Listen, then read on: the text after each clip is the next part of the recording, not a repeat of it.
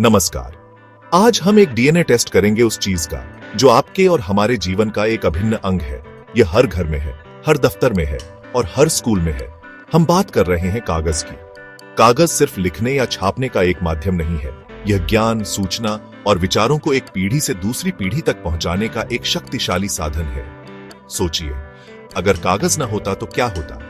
हमारी किताबें, हमारे अखबार, हमारे जरूरी दस्तावेज, यहां तक कि हमारे रुपये भी किस रूप में होते।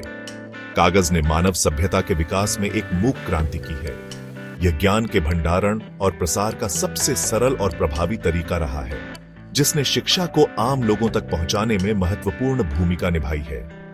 कागज की परिभाषा बहुत ही सरल है। यह मुख्य रूप से सेलुलोज फाइबर से बना एक पतला पदार्थ होता है।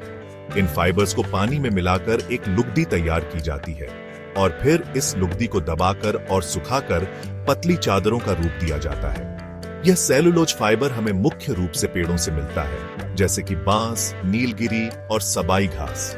इसके अलावा पुराने कागज, गन्ने की खोई, गेहूं का भूसा और कपड़े के टुकड़ों का भी इस्तेमाल कच्चे माल के तौर पर किया जाता है। कागज की गुणवत्ता इस बात पर निर्भर करती है कि उसे बनाने के लिए किस तरह के फाइबर का इस्तेमाल किया गया है और उसे बनाने की प्रक्रिया क्या है। कागज का इतिहास बहुत पुराना और रोचक है।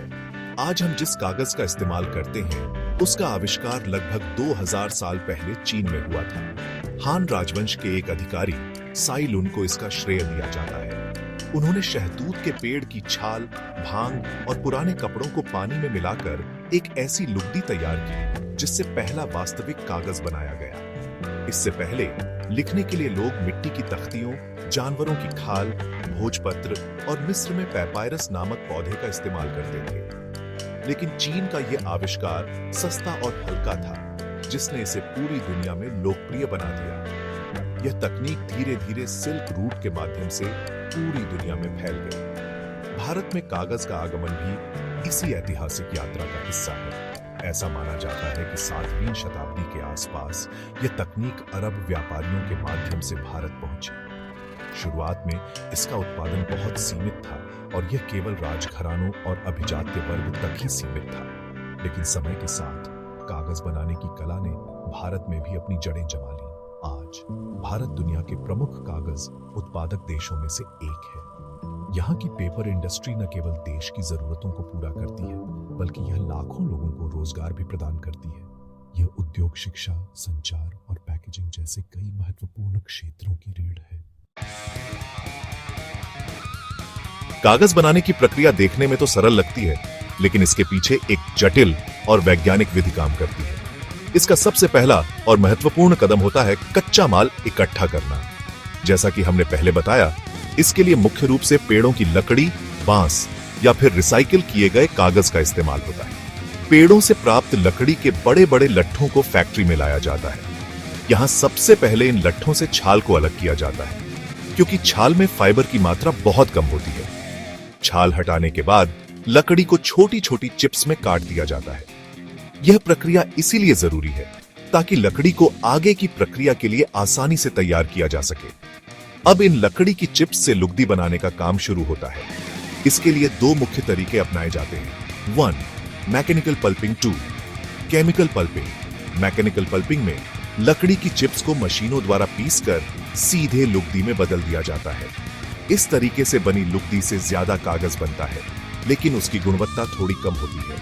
वहीं केमिकल पल्पिंग में लकड़ी की चिप्स को रसायनों के साथ मिलाकर बड़े बड़े डाइजेस्टर में पकाया जाता है। यह प्रक्रिया लकड़ी में मौजूद लिग्निन नामक पदार्थ को हटा देती है, जो फाइबर को आपस में जोड़े रखता है। केमिकल पल्पिंग से बना कागज ज्यादा मजबूत और टिकाऊ होता है। लुगदी तैयार हो जाने के बाद इसे अच्छी तरह से धोया जाता है ताकि इसमें मौजूद रसायन और अशुद्धियां निकल जाएं। अगर सफेद कागज बनाना हो तो इस लुगदी को ब्लीचिंग प्रक्रिया से गुजारा जाता है।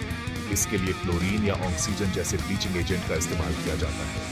ब्लीचिंग के बाद लुगदी एक सफेद, साफ घोल का रूप ले लेती है। इसके बाद इस लुगदी में बहुत सारा पानी मिलाया जाता है, जिससे यह एक पतला घोल बन जाता है। इस घोल में कुछ अन्य पदार्थ भी मिलाए जाते हैं, जैसे कि चॉक, क्ले, ताकि कागज चिकना और चमकदार बने।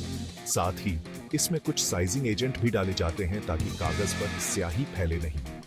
प्रक्रिया के अंतिम चरण में इस पतले घोल को एक विशाल चलती हुई जाली या स्क्रीन पर फैलाया जाता है। जैसे जैसे यह जाली आगे बढ़ती है, पानी नीचे टपकता जाता है और फाइबर की एक गीली परत जाली पर जम जाती है। इसके बाद इस गीली परत को भारी रोलर्स के बीच से गुजारा जाता है, जो इसमें से बचा हुआ पानी निचोड़ देते हैं और इसे एक समान मोटाई की शीट में बदल देते हैं।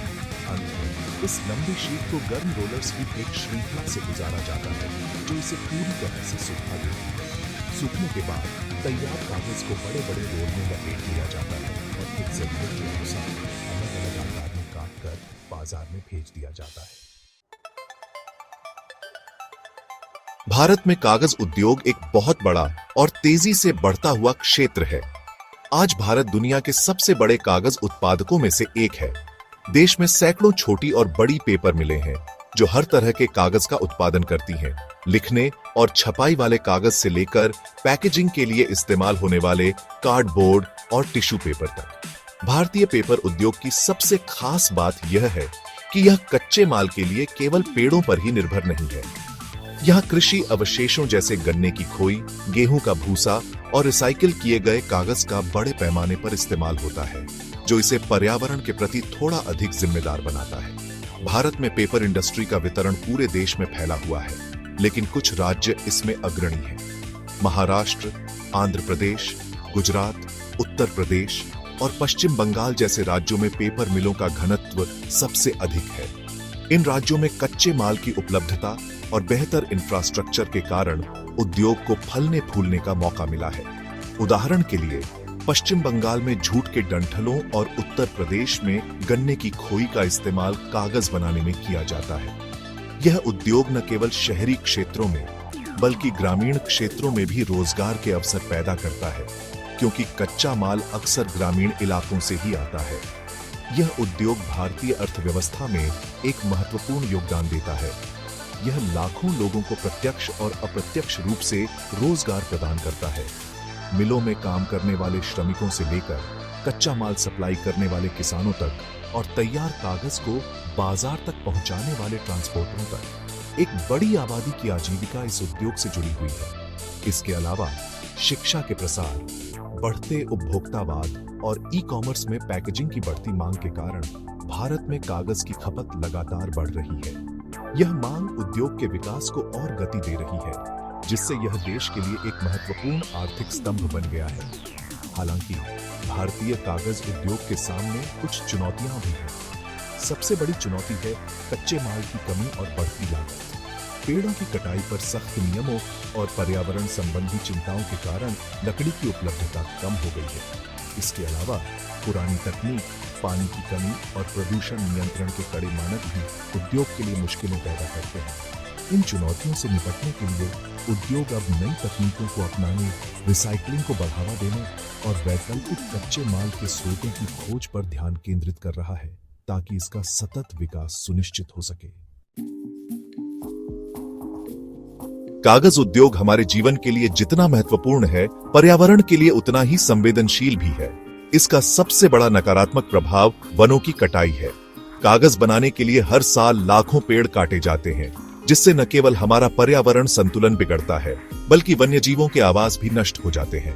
पेड़ों की कटाई से जलवायु परिवर्तन, मिट्टी का कटाव और जैव विविधता में कमी जैसी गंभीर समस्याएं पैदा होती हैं। हालांकि अब कई कंपनियां सस्टेनेबल फॉरेस्ट्री को अपना रही हैं, जहां काटे गए पेड़ों की जगह नए पेड़ लगाए जाते हैं, लेकिन कागज की बढ़ती मांग इस प्रयास पर भारी पड़ रही है। पेड़ों की कटाई के अलावा कागज बनाने की प्रक्रिया में भी पर्यावरण को भारी नुकसान पहुंचता है। इस प्रक्रिया में बहुत अधिक मात्रा में पानी और ऊर्जा की खपत होती है। 1 टन कागज बनाने के लिए हजारों लीटर पानी बर्बाद हो जाता है। इसके अलावा लुगदी बनाने और उसे ब्लीच करने के लिए इस्तेमाल होने वाले रसायन जैसे कि क्लोरीन, डायोनेक्सिन जैसे जहरीले पदार्थ पैदा करते हैं। जब इन रसायनों वाले गंदे पानी को नदियों में छोड़ा जाता है, तो यह जल प्रदूषण का एक बड़ा कारण बनता है, जिससे जलीय जीवन को गंभीर खतरा होता है। इस उद्योग से निकलने वाली गैसें वायु प्रदूषण को भी बढ़ावा देती हैं। इन पर्यावरणीय चिंताओं को देखते हुए कागज का सही इस्तेमाल और रिसाइकलिंग आज पहले से कहीं ज्यादा जरूरी हो गया है। रिसाइकलिंग का मतलब है पुराने और बेकार कागज को फिर से प्रक्रिया में लाकर नया कागज बनाना। ऐसा करने से कई फायदे होते हैं। सबसे बड़ा फायदा यह है कि इससे नए पेड़ काटने की जरूरत कम हो जाती है, जिससे हमारे जंगल बचते हैं। रिसाइकलिंग की प्रक्रिया में नए कागज बनाने की तुलना में कम पानी और ऊर्जा की खपत होती है। साथ ही यह लैंडफिल में जाने वाले कचरे की मात्रा को भी कम करता है, जिससे जमीन और पानी का प्रदूषण घटता है। अंत में निष्कर्ष यह है कि कागज एक अद्भुत आविष्कार है, लेकिन हमें इसका इस्तेमाल जिम्मेदारी से करना होगा। हमें कागज के दोनों तरफ लिखने, डिजिटल दस्तावेजों का अधिक उपयोग करने और अनावश्यक प्रिंटआउट से बचने जैसी आदतें अपनानी चाहिए। जब भी संभव हो, हमें रिसाइकिल किए गए कागज से बने उत्पादों को खरीदना चाहिए। सरकार और उद्योग को मिलकर ऐसी नीतियां बनानी चाहिए जो रिसाइकलिंग को बढ़ावा दें और प्रदूषण को कम करने वाली तकनीकों के इस्तेमाल को प्रोत्साहित करें। हमारा भविष्य इस बात पर निर्भर करता है कि हम विकास और पर्यावरण के बीच संतुलन कैसे बनाते हैं। कागज की कहानी तभी खूबसूरत बनी रह सकती है जब हम इसके हर पन्ने को समझदारी से पलटें।